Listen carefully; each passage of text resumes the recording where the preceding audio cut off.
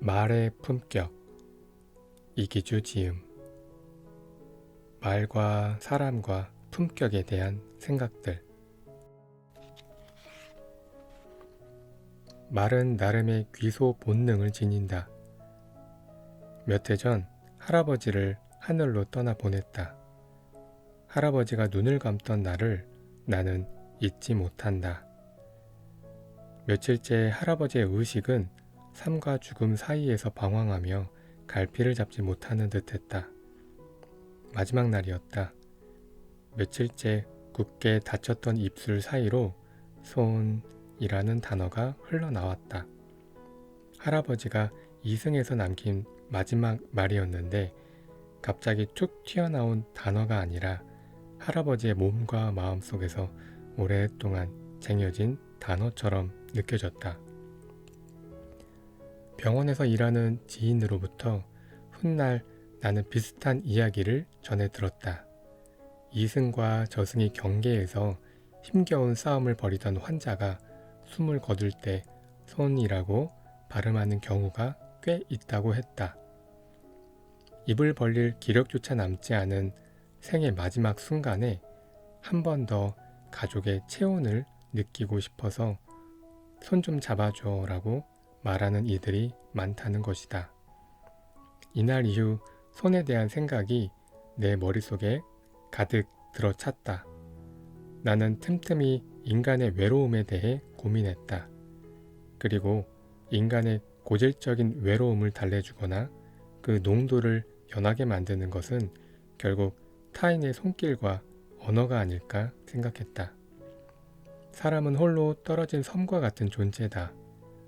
사람이라는 각기 다른 섬을 이어주는 것은 다름 아닌 말이라는 교각이다. 말 덕분에 우리는 외롭지 않다. 지금 우리는 말의 힘이 세상을 지배하는 시대에 살고 있다. 온당한 말 한마디가 천냥빚만 갚는 게 아니라 사람의 인생을, 나아가 조직과 공동체의 명운을 바꿔놓기도 한다. 말하기가 개인의 경쟁력을 평가하는 잣대가 된 지도 오래다. 말 잘하는 사람을 매력 있는 사람으로 간주하는 풍토는 갈수록 확산하고 있다. 그래서인지 날카로운 혀를 빼들어 칼처럼 휘두르는 사람은 넘쳐나고 자극적인 이야기를 폭포수처럼 쏟아내며 좌중을 들었다 놨다 하는 능변가는 홍수처럼 범람한다. 모든 힘은 밖에서 향하는 동시에 안으로도 작용하는 법이다. 언어의 힘도 예외가 아니다. 말과 문장이 지닌 예리함을 통제하지 못해 자신을 망가뜨리거나 하루아침에 나락으로 떨어지는 이들이 비일비재하다. 나는 인간의 말이 나름의 귀소 본능을 갖고 있다고 믿는다. 언어는 강물을 거슬러 오르는 연어처럼 태어난 곳으로 되돌아가려는 무의식적인 본능을 지니고 있다. 사람의 입에서 태어난 말은 입 밖으로 나오는 순간 그냥 흩어지지 않는다. 돌고 돌아 어느새 말을 내뱉은 사람의 귀와 몸으로 다시 스며든다. 그렇다면 말을 잘한다는 것은 무엇을 의미할까? 이 질문에 나는 여전히 명쾌한 답을 내놓을 수 없다. 이런 물음을 감당할 수 없다. 사람과 사람의 언어가 그리 단순할 리 없고 시시할 리 없다. 말은 쉽게 분석하거나 함부로 답을 구할 수 있는 대상이 아니다. 다만 나는 글을 쓰고 다양한 부류의 사람을 만나면서 사람마다 인품이 있듯 말에도 엄품이 있음을 깨닫는다. 사물의 형체가 굽으면 그림자가 굽고 형체가 곧으면 그림자도 바르다. 말도 매한가지다. 말은 마음을 담아낸다. 말은 마음의 소리다. 수준이나 등급을 의미하는 한자 품의 구조가 흥미롭다. 입구가 3개 모여 이루어졌음을 알 수 있다. 말이 쌓이고 쌓여 한 사람의 품성이 된다. 내가 무심코 던진 말 한마디에 품격이 드러난다. 아무리 현란한 어휘와 화술로 말의 외피를 둘러봤자 소용없다. 나만의 채취, 내가 지닌 고유한 인양은 분명 내가 구사하는 말에서 뿜어져 나온다. 한 권의 책을 읽는다는 것은 작가의 생각과 마음을 읽는 행위일 뿐만 아니라 궁극적으로 나를 읽는 것이다. 말의 품격이 한 장 한 장 넘길 때마다 스스로 자신의 말과 세계관에 대해 끊임없이 질문을 떠올렸으면 하는 바람이다. 이 책을 덮은 뒤 때로는 당신의 입이 아닌 귀를 내어주면서 상대의 마음을 얻었으면 한다. 또한 당신의 가슴 속에 꼭꼭 숨겨두었던 진심을 건져 올려 그곳으로 상대의 아픔을 어루만질 수 있기를 기대한다. 그리하여 지금 당신 곁에 있는 소중한 사람에게 조금 더 가까이 다가갔으면 하는 바람이다. 꼭 그럴 수 있기를 진심으로 바란다. 인간의 가장 깊은 감정은 대개 침묵 속에 자리하고 있다. 침묵, 때로는 말도 쉼이 필요하다. 나는 크리스티나가 상상한 것처럼 민주주의가 발전했으면 합니다. 우리는 아이들의 기대에 부응하는 나라를 만들기 위해 최선을 다해야 합니다. 2011년 1월 12일 총기 사건이 발생한 미국 애리조나주 남동부의 투산 지역에서 버락 오바마 대통령이 참석한 가운데 추모식이 열렸다. 이날 행사에서 미국 대통령의 대중연설 역사상 가장 낯선 광경이 펼쳐졌다. 총기 사건의 희생자 중 한 명인 크리스티나의 이름을 언급하던 오바마 대통령이 갑자기 연설을 멈춰버린 것이다. 사람들이 수군거리기 시작했다. 뭐가 잘못된 거지?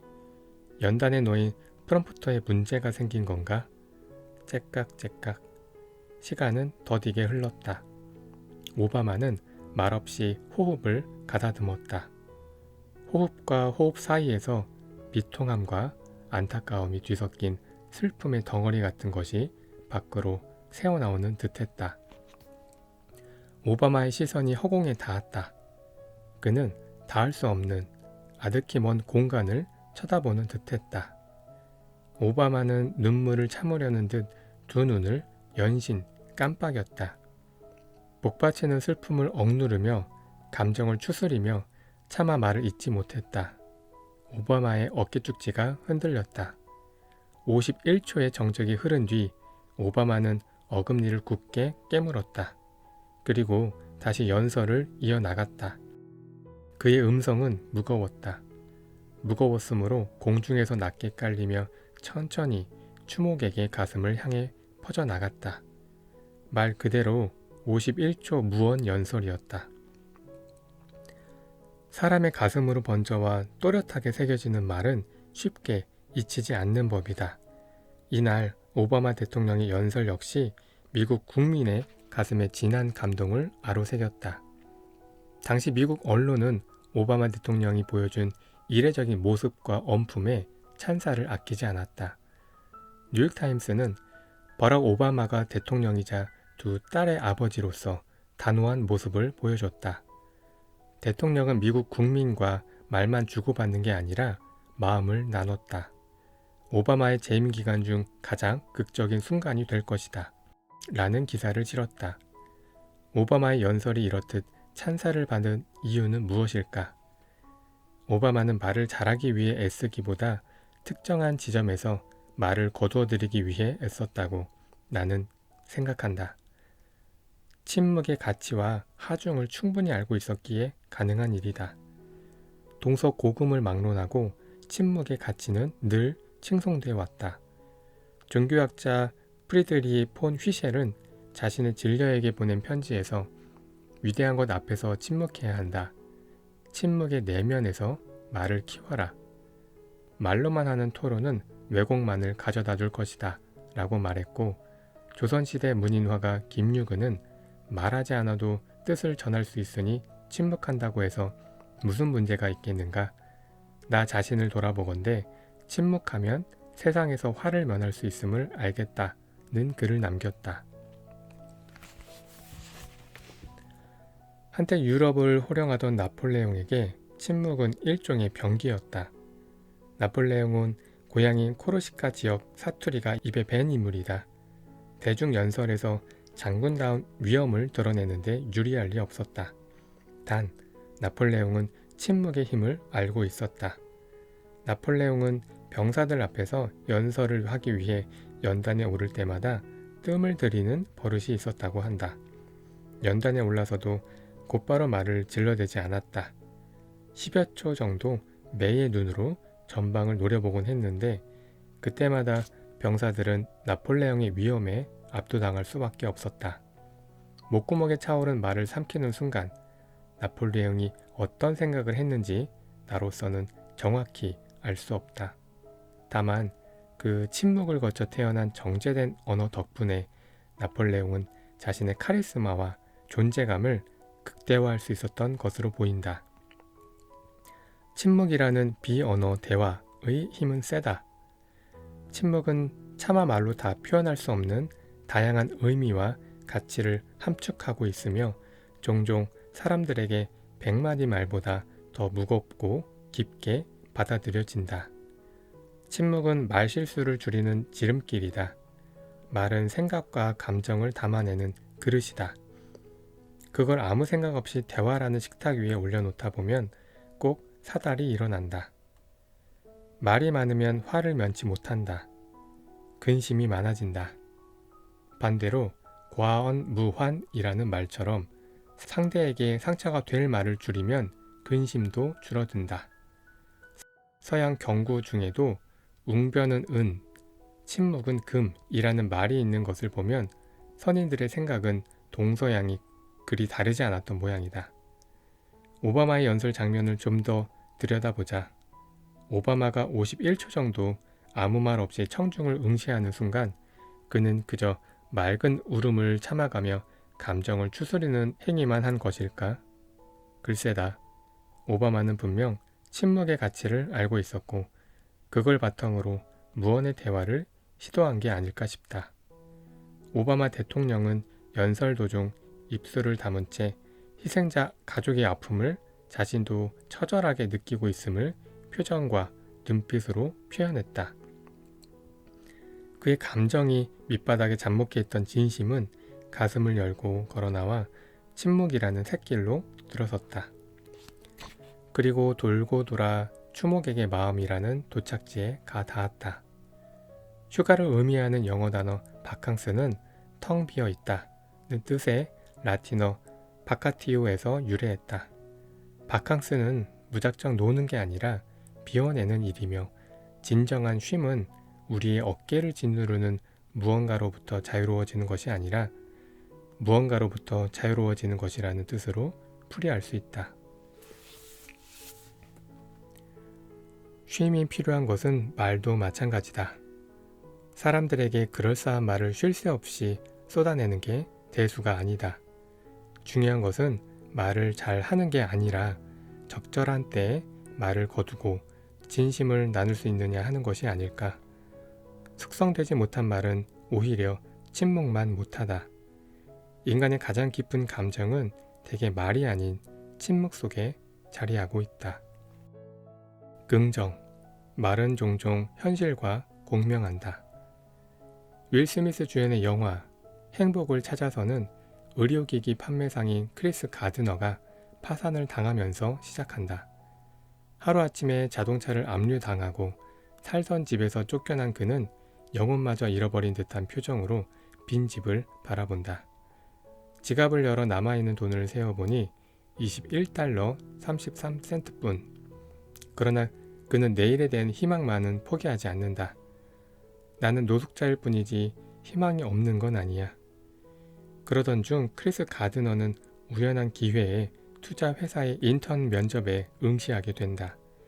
드디어 면접일. 헐레벌떡 뛰어들어온 그를 바라보는 면접관들의 얼굴에 황당하다는 표정이 역력하다. 아뿔싸. 노숙자 보호소를 전전한 탓에 제대로 옷을 차려입지 못한 크리스 가드너가 티셔츠 차림으로 면접장에 들어선 것이다. 이봐, 입장을 한번 바꿔놓고 생각해보세. 네, 말씀하십시오. 자네가 만약 면접관이라면 와이셔츠도 입지 않은 채 속옷 차림으로 면접장에 나타난 응시자에게 뭐라고 할 텐가? 그야 혹시라도 그 사람을 채용한다면 나중에 회사 사람들에게 어떻게 설명해야 하지? 어떻게 말해야 하느냐고요? 간단합니다. 그 녀석이 와이셔츠를 입지 않았지만 속옷만큼은 멋진 걸 걸치고 왔어 라고 말씀하시면 됩니다. 가드너의 마음속에서 꿈틀대다가 입술을 뚫고 뛰쳐나온 긍정의 언어는 면접관의 기와 마음을 운동장 삼아 손살같이 내달렸다. 뭐 하나 내세울 것이 없었던 그가 말 한마디로 취업에 성공한 것이다. 그는 아들과 함께 노숙자 보호소와 공중 화장실을 전전하며 주식 중개인이 되기 위한 꿈을 키워나간다. 그리고 훗날 자신의 이름을 딴 크리스 가드너 홀딩스 인터내셔널의 최고 경영자가 된다. 살다 보면 크리스 가드너의 사례처럼 긍정적인 말 한마디로 절로 미소를 짓게 되는 순간이 있다. 말에는 분명 모종의 기운이 담긴다. 그 기운은 말 속에 씨앗의 형태로 숨어 있다가 훗날 무럭무럭 자라 나름의 결실로 이어지기도 한다. 말은 오묘하다. 말은 자석과 같다. 말 속에 어떤 기운을 담느냐에 따라 그 말에 온갖 것이 달라붙는다. 스스로 토해낸 말이 미치는 자장에서 쉽게 벗어날 수 있는 사람은 거의 없다. 말이 무조건 현실이 될 리 만무하지만 말이 현실과 공명하는 경우는 빈번하다. 말에 두려움이 담겨 있으면 불현듯 공포가 엄습하고 재미가 있으면 눈길을 끌어당긴다. 그뿐이랴. 꿈이 가득하면 종종 가능성이 뒤따라오고 말 한마디에 사랑이 녹아있으면 언젠가 사람이 다가온다. 반대로 긍정적인 생각이 모두 걸러진 말, 비관론과 염세주의를 똘똘 뭉쳐진 언어만 내뱉는 사람은 사회 관계망 속에서 고립을 초래할 수 있다는 연구 결과가 있다. 네트워크 지수라는 개념이 있다. 현대 사회에서 다른 사람과 더불어 살아가는 능력을 나타내기 때문에 공존지수라고 부르기도 한다. 흥미로운 점은 지능지수와는 특별한 상관관계가 없다는 사실이다. 지적 능력이 탁월해도 평소 긍정적인 언어를 구사하지 않는 사람은 이 지수가 현저히 낮게 나타나고 긍정적인 말을 자주 하고 친화력이 뛰어난 이들은 상대적으로 높다. 이 같은 사실은 논어, 자로편에 나오는 일화를 떠올리게 한다. 공자가 섭공이라 부르는 초나라의 심재량과 만나 대화를 나눴다. 심재량은 병법에 능한 군사 전문가이자 정치가였다. 공자와 어렵게 만난 심재량은 나라를 다스리는 비법, 치국에 대한 가르침을 얻고자 했다. 선생님, 백성을 한데 모이게 하려면 어떻게 정치를 해야 합니까? 어떤 기술이 필요합니까? 그러자 공자는 딱 한마디 말만 남긴 채 호련히 자리를 떠났다.